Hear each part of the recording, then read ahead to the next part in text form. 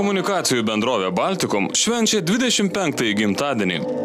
Baltikum atstovybė Kėdainiuose įsikūrusi Jono Basanavičiaus gatvės 59-ame name. Atnaujintame filiale suteikiamos visos televizijos ir interneto paslaugos. Kaip visą laiką einam tik į priekį, todėl paslaugų ratas visą laiką plečiasi. Svarbiausia yra gerinama jų kokybė. Čia labai didelis patogumas ir pirmas tas aukštas tikrai patogiau negu kad reikėdavo ten į tą antrą aukštą lipti, ten ieškoti dar kol pripratome. Čia tikrai labai, čia gerai, labai tikrai patogu čia. Baltikum televizijos kanalu Kėdainiuose rodomos miesto žinios, rytinės mankštos laida. Tiesiogiai transliuojamos visos krepšinio klubo Nevėžis namų rungtynės. Jau greit metai, kaip mes dirbame pirmojoje Lietuvoje kabelinėje televizijoje Baltikum TV. Labai džiugu, kad mes galim dirbti didelėje įmonėje, mokintis iš jų, tobulėti.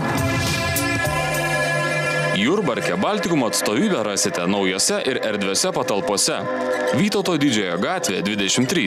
Abonentų patogumui gretimo pastato pirmajame aukšte įrengtos naujos klientų aptarnavimo centro patalpos. Mūsų darbuotojai čia visada jums pateiks išsamią informaciją apie teikiamas paslaugas, jų galimybės, o norintis galės sumokėti ir abonentinį mokestį. Baltikum televizijos paslaugomis naudojusi jau eilę metų.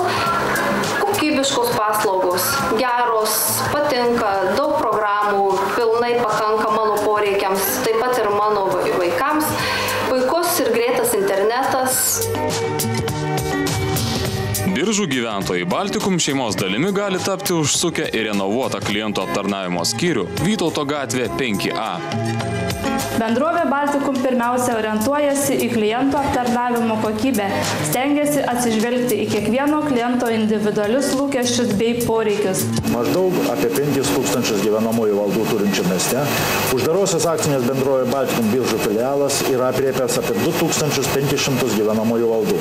Kabelinės televizijos istorija nuo pat įkūrimo lydi stabilus augimo procesas, nuolat diegiamos naujovės, plečiamas programų paketas. Mes laimingi, kad pas mus yra Baltikum, mes laimingi, kad Baltikum 25.